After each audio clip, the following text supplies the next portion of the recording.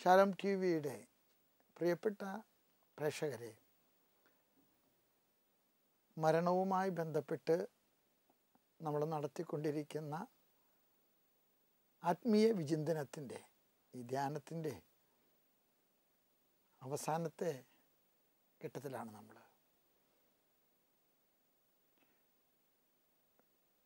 ഇടവക വൈദികർക്ക് വളരെ പ്രിയങ്കരനായിട്ടുള്ള സ്വർഗീയ മധ്യസ്ഥനാണ് ജോൺ മരിയ വിയാനി.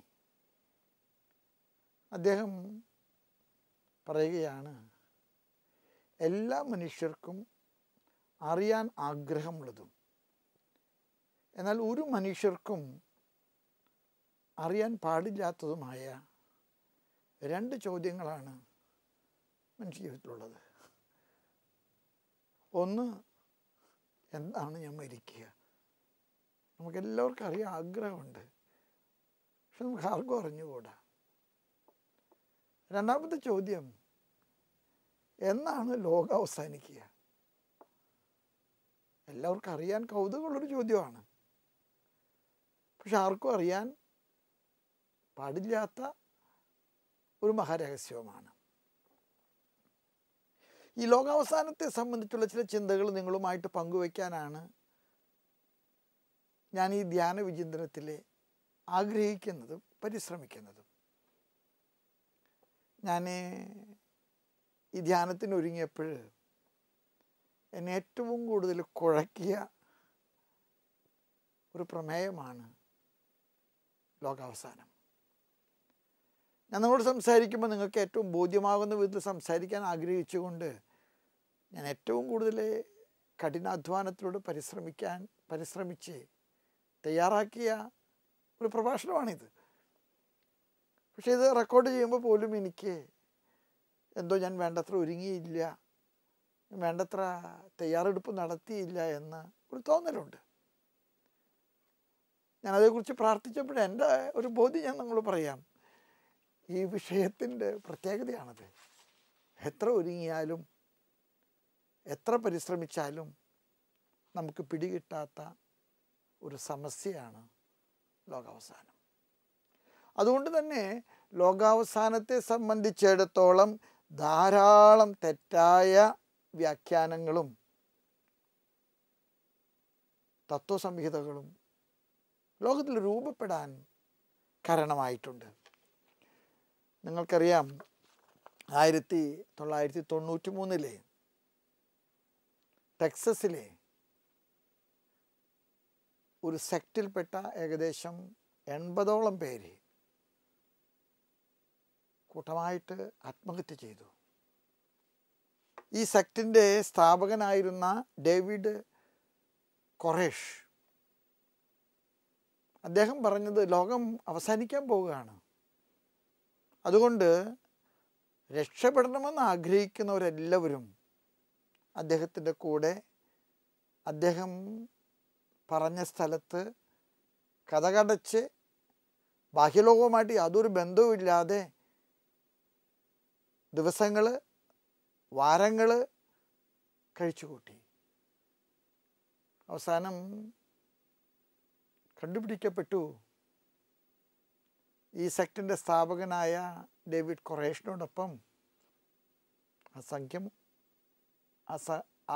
സംഘം മുഴുവൻ ആത്മഹത്യ ചെയ്യുകയാണ് ഉണ്ടായത്. അതുപോലെ തന്നെ ഒരുപക്ഷെ വളരെയേറെ വിവാദപരമായിട്ടുള്ള ലോകാവസാന കഥകൾ പ്രചരിപ്പിച്ച രണ്ടുപേരാണ് മാർഷൽ ഹെർഫ്, ബോണി ലുനെറ്റിൽസ്. ഇവരും അവസാനം ദുരന്തത്തിലാണ് അവസാനിച്ചത്. ഇവർ മരിച്ച കൂടാരത്തിൻ്റെ വാതിലുകൾ തുറന്നപ്പോൾ ജനം അന്തം വിട്ടുപോയി. വയലറ്റ് തുണി കൊണ്ട് വസ്ത്രങ്ങളുണ്ടാക്കി വായ മൂടിക്കെട്ടി മരിച്ചതിലാണ് ഇവരൊക്കെ കണ്ടത്. ഈ അന്ത്യപ്രവാചകന്മാർക്കൊക്കെ സംഭവിക്കുന്നത് ഇത്തരത്തിലുള്ള തെറ്റായ ധാരണകളും അതിവർണ്ണനങ്ങളുമാണ്. ഞാൻ സൂചിപ്പിക്കാൻ ആഗ്രഹിക്കുന്നത് ലോകാവസാനത്തെക്കുറിച്ചുള്ള തെറ്റായ ധാരണകൾ മനുഷ്യൻ്റെ മനസ്സിൽ കുത്തി നിറച്ച് അതിൽ നിന്ന് മുതലെടുക്കുന്ന വിഭാഗങ്ങളുണ്ട്. ഞാൻ ഒരിക്കൽ തൃശ്ശൂർ പുത്തൻപള്ളി ബസിലിക്കയിൽ സ്വസ്ഥമായിട്ട് ആരാധിക്കാൻ പോയിട്ട് പുറത്ത് കിടക്കുമ്പോൾ ഒരു അമ്മച്ചി ഒരു നോട്ടീസുമായിട്ട് എൻ്റെ അടുക്കൽ വന്നു. അമ്മച്ചി പള്ളിയിൽ കുമ്പസാരിക്കാൻ വന്നതാണ്. എൻ്റെ അടുക്ക വന്നിട്ട് ഈ നോട്ടീസ് കാണിച്ചിട്ട് പറഞ്ഞു, ഇതിൽ പറയുന്നത് സത്യമാണോ? ഞാൻ നോക്കിയപ്പോൾ കൊല്ലവും തീയതിയും സമയവും പറഞ്ഞിട്ട് ലോകാവസാനം കൃത്യമായിട്ട് കണിയാൻ കുറിച്ച് കൊടുത്തതുപോലെ കുറിച്ച് കൊടുത്തിരിക്കുന്ന ഒരു നോട്ടീസാണ്. ഞാൻ അമ്മച്ചിയോട് പറഞ്ഞു, അമ്മച്ചി പേടിക്കണ്ട, ഇതൊന്നും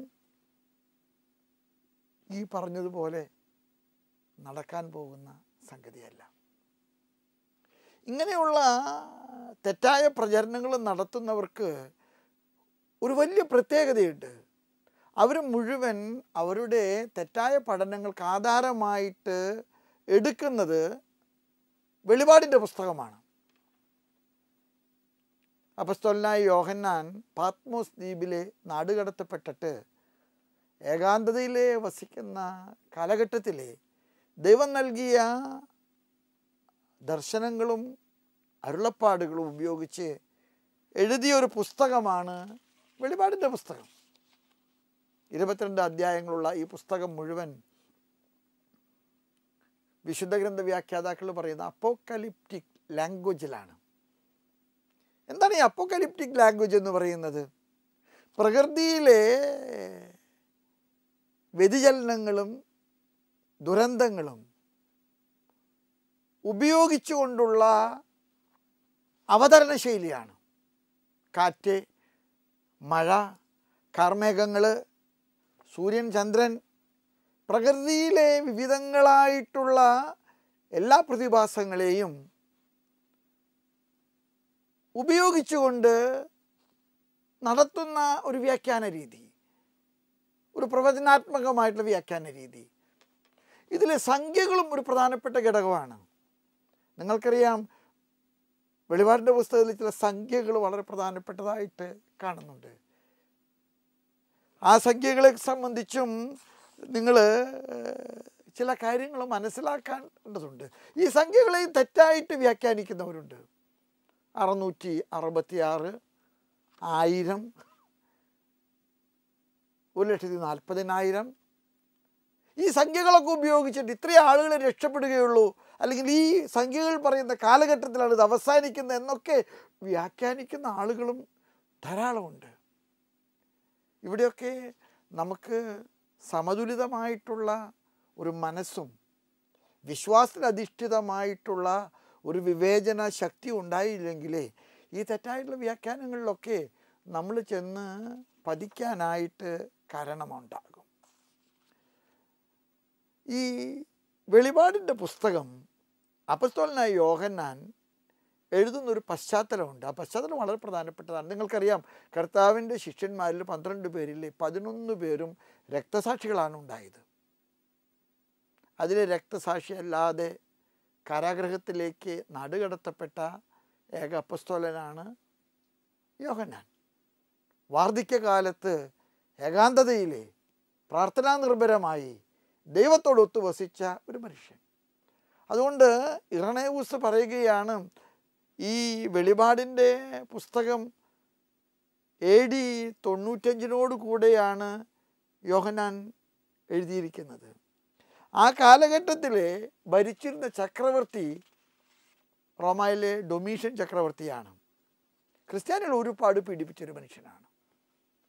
ക്രിസ്ത്യാനികളെ നശിപ്പിക്കാൻ സർവ്വ അടവും തന്ത്രങ്ങളും പീഡനമുറകളും ഉപയോഗിച്ച് വംശവിച്ഛേദം വരുത്താൻ ക്രിസ്ത്യാനികളെ പരിശ്രമിച്ച ഒരു കിരാതനായ ക്രൂരനായ ചക്രവർത്തിയാണ് ഡൊമീഷ്യൻ. അതുകൊണ്ട് തന്നെ ഈ സഹനത്തിൻ്റെ നടുവിലെല്ലാം തന്നെ കണ്ണുനീരോടെ പീഡനങ്ങൾ ഏറ്റുവാങ്ങിയ ക്രിസ്ത്യാനികളോട് യോഹന്നാന് പറയാനുണ്ടായിരുന്നൊരു സന്ദേശമുണ്ട്.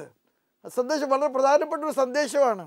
ആ സന്ദേശം അവർക്ക് പകർന്നു കൊടുക്കുന്നതിന് അദ്ദേഹം ഉപയോഗിച്ചിട്ടുള്ള അപ്പോക്കലിപ്റ്റിക്കലായിട്ടുള്ള വെളിപാടിൻ്റേതായിട്ടുള്ള ചില ശൈലികളുണ്ട്.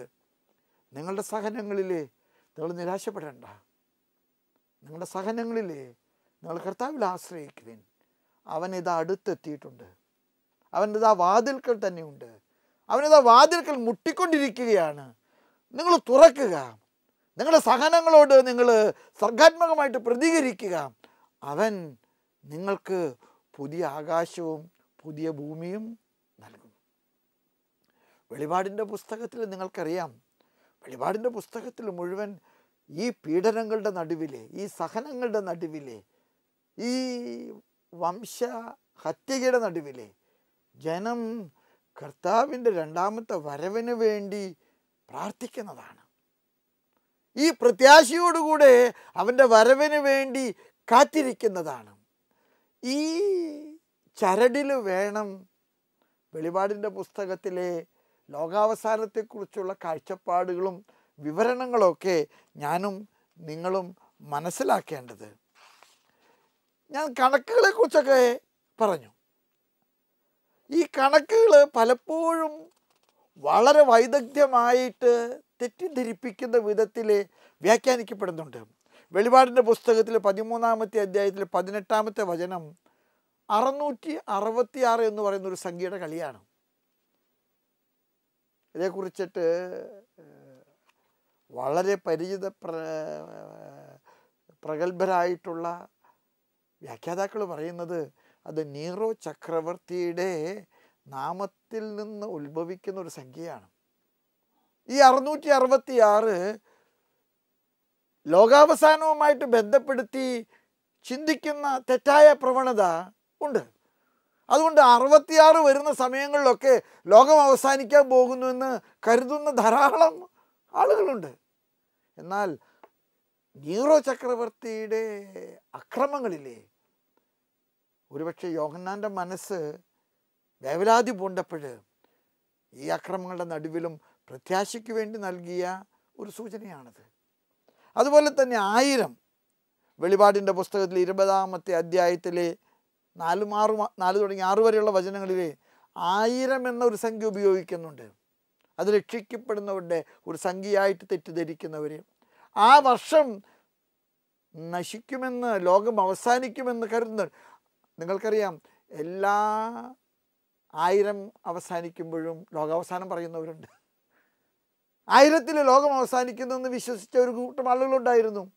അത് 2000-ൽ ആവർത്തിച്ചു. 2000-ാം ആണ്ടിൽ ലോകം അവസാനിക്കുമെന്ന് കരുതി കാത്തിരുന്ന ആളുകളുണ്ട്. പക്ഷേ എനിക്കിതിനോട് പറയാനുണ്ട്, 1000 എന്ന സംഖ്യയിലും ഉപയോഗിക്കുന്ന ഒരു പ്രത്യാശ. അതുപോലെ തന്നെ 1260 വെളിപാടിൻ്റെ പുസ്തകം 11-ാമത്തെ അധ്യായത്തിലെ 3-ാമത്തെ വചനത്തിലുണ്ട് 1200 എന്നൊരു സംഖ്യ. അതുപോലെ 1,40,000 വെളിപാടിൻ്റെ പുസ്തകത്തിൽ 14-ാമത്തെ അധ്യായത്തിലെ 1-ാമത്തെ വചനം. എന്നെ കേൾക്കുന്ന എൻ്റെ സഹോദരങ്ങളൊക്കെ എനിക്ക് പറയാനുണ്ട്, ഈ പ്രകൃതിയിൽ നടക്കുന്ന പ്രക്ഷുബ്ധതയും ഈ സംഖ്യകളിൽ കാണിക്കുന്ന മന്ത്രങ്ങളും ഇതെല്ലാം തന്നെ എനിക്കും നിങ്ങൾക്കും നൽകേണ്ട ഒരു സന്ദേശമുണ്ട്. ആ സന്ദേശം പ്രത്യാശയുടെ സന്ദേശമാണ്. ആ സന്ദേശം ലോകത്തിൻ്റെ അവസാനത്തെക്കുറിച്ചുള്ള നമ്മുടെ ബോധ്യത്തിലേക്കുള്ള ഉറപ്പാണ്. ഈ പ്രപഞ്ചം അവസാനിക്കും, ഈ ലോകത്തിന് ഒരു അന്ത്യം കുറിക്കും. കർത്താവ് മഹിമ പ്രതാപങ്ങളോടുകൂടി വീണ്ടും നമുക്ക് പ്രത്യക്ഷനാകും. അവൻ പ്രത്യക്ഷപ്പെടുമ്പോൾ പൊതുവിധി ഉണ്ടാകും. അവൻ പ്രത്യക്ഷപ്പെടുമ്പോൾ തിന്മ ചെയ്തവർ ശിക്ഷിക്കപ്പെടുകയും നന്മ ചെയ്തവരെ കർത്താവിൻ്റെ മടിത്തട്ടിലേക്ക്, സ്വർഗത്തിലേക്ക്, പറൂസയിലേക്ക് പ്രവേശിപ്പിക്കപ്പെടുകയും ചെയ്യുന്ന അവസരം. ഈ വലിയ കാഴ്ചപ്പാടിന് യോഹന്നാൻ അപ്പോസ്തലൻ നൽകുന്ന ഒരു പ്രത്യേക പ്രയോഗമാണ് അവൻ വരുമ്പോഴുണ്ടാകുന്ന പുതിയ ആകാശവും പുതിയ ഭൂമിയും. ഈ പുതിയ ആകാശവും പുതിയ ഭൂമിയും അത് രക്ഷിക്കപ്പെടുന്നവർക്ക് നൽകുന്ന വലിയ അംഗീകാരത്തിൻ്റെയും സ്വീകാര്യതയുടെയും ഒക്കെയുള്ള മഹത്വപൂർണമായിട്ടുള്ള മുടിചാർത്തപ്പെടലാണ് പുതിയ ആകാശവും പുതിയ ഭൂമിയും. വെളിപാടിൻ്റെ പുസ്തകത്തിൽ ലോകാവസാനത്തെക്കുറിച്ചുള്ള ചില വലിയ സുപ്രധാനങ്ങളായിട്ടുള്ള സന്ദേശങ്ങൾ നിങ്ങളുമായിട്ട് പങ്കുവെക്കാൻ എനിക്ക് ആഗ്രഹമുണ്ട്. വെളിപാടിൻ്റെ പുസ്തകം നമുക്ക് നൽകുന്ന പ്രധാനപ്പെട്ട സന്ദേശങ്ങളിലെ ഏറ്റവും ആദ്യത്തേത്, ദൈവം മനുഷ്യർക്ക് വേണ്ടി ഒരുക്കിയിരിക്കുന്ന വലിയ ഒരു പദ്ധതിയാണ് ഈ പ്രപഞ്ചവും ഈ പ്രപഞ്ചത്തിലെ സർവ്വ സംവിധാനങ്ങളും. ഈ പ്രപഞ്ചവും ഈ പ്രപഞ്ചത്തിലെ സർവ്വ സംവിധാനങ്ങളും ദൈവം മനുഷ്യന് വേണ്ടി ഒരുക്കിയിരിക്കുന്ന ദൈവത്തിൻ്റെ വലിയ സംവിധാനങ്ങളാണ്. ഉൽപ്പത്തിയുടെ പുസ്തകത്തിലെ എത്ര മനോഹരമാണ് സൃഷ്ടികർമ്മത്തെക്കുറിച്ചുള്ള ചിന്തകൾ. ദൈവം ഇടപെടുന്നതിന് മുമ്പ് എല്ലാം ശൂന്യമായിരുന്നു, എല്ലാം രൂപരഹിതമായിരുന്നു. പക്ഷെ ദൈവത്തിൻ്റെ ഇടപെടൽ പ്രപഞ്ചത്തിന് ഒരു കൃത്യത നൽകി.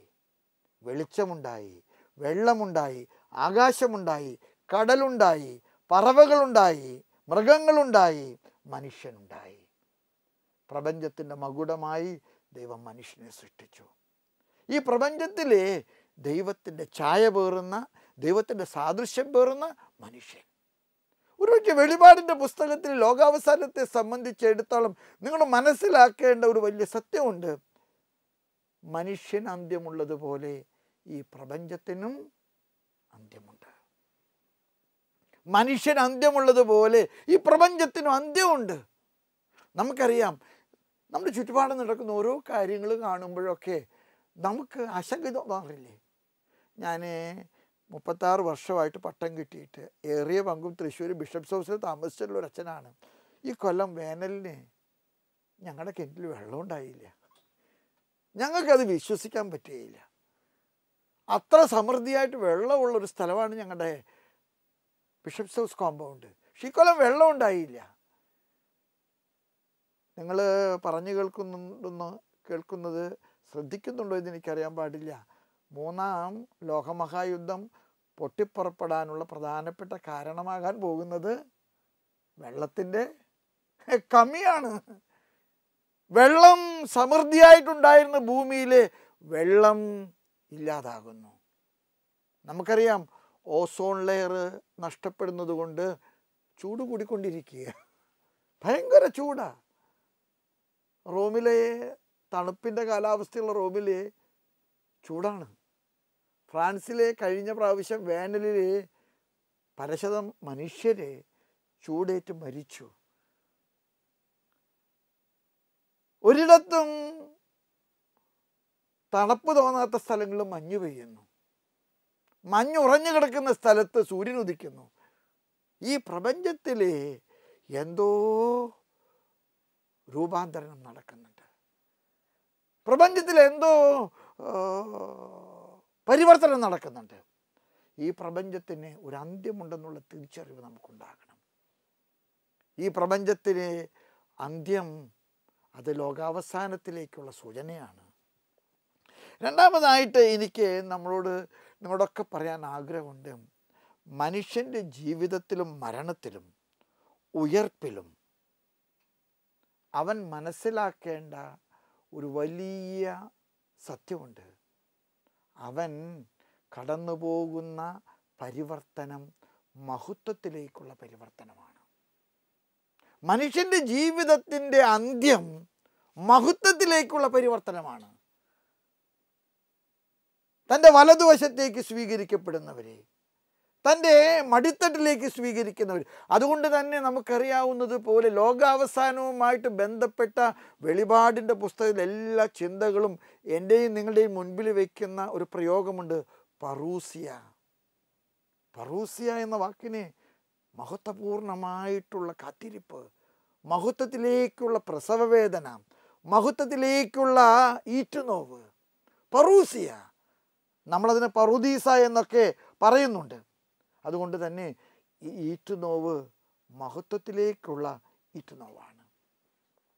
ഇവിടെ മനസ്സിലാക്കേണ്ട മൂന്നാമത്തെ ഒരു കാര്യം, ലോകാവസാനത്തിൻ്റെ തീയതി നിശ്ചയിക്കുന്നത് മാർപ്പാപ്പയോ മെത്രാന്മാരോ ഞാനോ നിങ്ങളോ ഒന്നുമല്ല. ഈ പ്രപഞ്ചത്തെ സൃഷ്ടിക്കാൻ ഇടപെട്ട ദൈവം തന്നെ ഈ പ്രപഞ്ചത്തിലെ ലോകാവസാനത്തിനും തീയതി നിശ്ചയിക്കും. ദൈവമാണ് അത് നിശ്ചയിക്കുന്നത്. അതുകൊണ്ട് തന്നെ ഈശോ പറഞ്ഞില്ല കൃത്യമായിട്ട്, പിതാവിന് പോലും എനിക്ക് പോലും നിങ്ങൾക്കാർക്കുമോ അറിയാൻ പാടില്ലാത്തൊരു കാര്യം. അതുകൊണ്ട് വെളിപാടിൻ്റെ പുസ്തകത്തിൽ നിന്ന് മറ്റു വിശുദ്ധ ഗ്രന്ഥ സൂചകളിൽ നിന്നൊക്കെ ഞാനും നിങ്ങളുമൊക്കെ നമുക്ക് വ്യക്തിപരമായിട്ട് തോന്നുന്ന ചില ചിന്താധാരകൾ ഉപയോഗിച്ചിട്ട് ലോകാവസാനത്തിൻ്റെ തീയതി നിശ്ചയിച്ച് കുറിച്ച് കൊടുക്കുന്നത് കവിടി നിരത്തി കണിയാൻ പറയുന്നത് പോലെയാണ്. നമ്മൾ ചെയ്യരുത്. ലോകത്തിനൊരു അവസാനമുണ്ട്. ആ അവസാനം നിശ്ചയിക്കുന്നത് ദൈവം മാത്രമാണ്. അത് ദൈവത്തിൻ്റെ ഒരു പദ്ധതിയിലെ ഭാഗമാണ്. നാലാമതായിട്ട് വെളിപാടിൻ്റെ പുസ്തകം നമുക്ക് നൽകുന്ന ഒരു സത്യമുണ്ട്. എന്താണെന്നറിയാമോ? മനുഷ്യനും ദൈവവും തമ്മിലുള്ള സമഞ്ജസമായിട്ടുള്ള സ്നേഹത്തിൻ്റെ സംയോജനമാണ് ലോകാവസാനം. ലോകാവസാനത്തിൽ സംഭവിക്കുന്നതാണ്. ഈ ലോകത്തിലെ നന്മയ്ക്ക് വേണ്ടി കാത്തുനിന്നവരെ, നന്മയ്ക്ക് വേണ്ടി കാവല് നിന്നവരെ, അവർ ദൈവവുമായിട്ട് യോജിക്കപ്പെടുന്നു. അതൊരു വിരുന്നാണ്. അത് അബ്രഹാമിൻ്റെ മടിയാണ്. അത് പറൂസിയാണ്. അത് ദൈവവും ദൈവത്തിൻ്റെ വിശുദ്ധരും മാലാഖമാരും ഒക്കെ കൂടെയുള്ള ഒരു കൂട്ടായ്മയാണ്. അത് വലിയ ഒരു സംസർഗമാണ്. ലോകത്തിൻ്റെ രൂപാന്തരീകരണം എന്ന് പറയുന്നതാണ് പുതിയ ആകാശവും പുതിയ ഭൂമിയും. പുതിയ ആകാശത്തിൻ്റെയും പുതിയ ഭൂമിയുടെയും. ക്രിസ്തുവിൻ്റെ രണ്ടാമത്തെ വരവിനെക്കുറിച്ച് നമ്മൾ ചിന്തിക്കുമ്പോൾ എന്തോ ക്രിസ്തു ഇന്ന് നമ്മുടെ കൂടെ ഇല്ലാത്തതുപോലെ നമ്മൾ ചിന്തിക്കരുത്. അങ്ങനെ ഒരു ചിന്ത എന്ന് കൂടി വരികയാണ്. അവൻ എന്നും നമ്മളോട് കൂടി ഉണ്ടായിരിക്കാൻ വേണ്ടിയാണ് വിശുദ്ധ കുർബാന സ്ഥാപിച്ചത്. അവൻ എന്നും നമ്മളോടുകൂടെ സംസാരിക്കാനുള്ള ആഗ്രഹത്തിനാണ് വിശുദ്ധ ഗ്രന്ഥം രൂപപ്പെട്ടത്. നമ്മുടെ കൂട്ടായ്മകളിലെ നമ്മൾ ഒന്നിച്ചു വരുന്ന എല്ലാ വേളകളിലും അവൻ നമ്മുടെ കൂടെയുണ്ട്. അവൻ നമുക്ക് സമീപസ്ഥനാണ്. എന്നാൽ മഹത്വപൂർണമായിട്ടുള്ള അവൻ്റെ രണ്ടാമത്തെ ആഗമനം എന്ന് പറയുന്നത് കിരീടധാരണമാണ്. നിങ്ങൾക്കറിയാം, അവൻ ജനിച്ചപ്പോൾ ശൂന്യവൽക്കരണമാണ് സംഭവിച്ചത്. അവൻ മരിച്ചപ്പോൾ അവൻ വീണ്ടും ശൂന്യനാക്കപ്പെട്ടു. പൗലോസ് അപ്പോസ്തലൻ പറയുന്നത് പോലെ ദൈവത്തോടുള്ള അവൻ്റെ സമാനത മുറുകെ പിടിക്കേണ്ട കാര്യമാകാതെ എല്ലാം അവൻ നഷ്ടപ്പെടുത്തി, എല്ലാം ശൂന്യമാക്കി. ഈ ശൂന്യവൽക്കരണത്തിൻ്റെ മഹത്വപൂർണമായിട്ടുള്ളൊരു വരവുണ്ട്. അതാണ് അപ്പോസ്തലൻ തന്നെ പറയുന്നത്, അതുകൊണ്ട് ദൈവം അവനെ മറ്റാരേക്കാൾ കൂടുതൽ ഉയർത്തി. രണ്ടാമത്തെ ആഗമനം എന്ന് പറയുന്നതാണ്. അവൻ വീണ്ടും മഹിമപ്രതാപങ്ങളിലൂടെ വരുന്നു. ലോകാവസാനം എന്ന് പറയുന്നത് ഈ പ്രപഞ്ചത്തിലെ നന്മയുടെ മഹത്വപൂർണമായിട്ടുള്ള കിരീടധാരണമാണ്. സ്നേഹമുള്ളവരെ, വെളിപാടിൻ്റെ പുസ്തകത്തിലെ 22-ാമത്തെ അധ്യായത്തിലെ 20-ാമത്തെ വചനം എനിക്ക് തോന്നുന്ന ലോകാവസാനത്തെക്കുറിച്ചുള്ള ഏറ്റവും വലിയ പ്രാർത്ഥനയാണ്. അതെന്താണ്? ഇതാ ഞാൻ വരുന്നു. ആമീൻ. കർത്താവേ, നീ വീണ്ടും വേഗം വരേണമേ. ആമീൻ. ഇതാ ഞാൻ വാതിൽക്കൽ എത്തിയിരിക്കുന്നു. പ്രത്യാശയോടുകൂടെ കാത്തിരിക്കുക. വലിയ ഒരു പ്രതീക്ഷ. വെളിപാടിൻ്റെ പുസ്തകവും ലോകാവസാനവും നമ്മെ നിരാശരാക്കല്ല. മണവാളനെ കാത്തിരിക്കുന്ന വിളക്ക് കൊളുത്തിയ കന്യകമാരെ പോലെ അവനെ കാത്തിരിക്കുന്നതാണ്. നമ്മുടെ പ്രാർത്ഥന എന്താണെന്നറിയാമോ? കർത്താവേ, വേഗം വരേണമേ. നമ്മുടെ ഈ മരുഭൂമിയിലെ കൂടാരവാസം അവസാനിപ്പിച്ച് അവനോടുകൂടെ വാഗ്ദത്ത ഭൂമിയിൽ സ്വർഗത്തിൽ ജീവിക്കാനുള്ള കൃപ. അതുകൊണ്ട് ലോകാവസാനം എന്തോ ഒരു പരിഭ്രാന്തി ജനിപ്പിക്കുന്ന ഒരു വലിയ ഒരു ഒരു ഒരു ഒരു ഒരു വൈകല്യമായിട്ട് കാണുന്ന സഹോദരങ്ങളെ, അവൻ്റെ രണ്ടാമത്തെ ആഗമനം വരം നമ്മുടെ ജീവിതത്തിനും പ്രപഞ്ചത്തിനും ദൈവത്തിൻ്റെ കയ്യൊപ്പ് നൽകുന്ന, ദൈവത്തിൻ്റെ കിരീടധാരണം ദൈവത്തിൻ്റെ മഹത്വത്തിൻ്റെ കിരീടമണിയിക്കുന്ന വലിയ അനുഗ്രഹീതമായിട്ടുള്ള പരിപൂർത്തീകരണമാണ്. അതുകൊണ്ട് തന്നെ പ്രത്യാശയോടുകൂടെ കാത്തിരിക്കാൻ, അവൻ്റെ വരവിന് വേണ്ടി ഒരുങ്ങിയിരിക്കാൻ, ജാഗരൂകരായിരിക്കാൻ നമുക്ക് കഴിയട്ടെ. ദൈവം നിങ്ങളെയും നിങ്ങളുടെ കുടുംബങ്ങളെയും നിങ്ങളുടെ എല്ലാ നിയോഗങ്ങളെയും അനുഗ്രഹിക്കട്ടെ. ആമേൻ.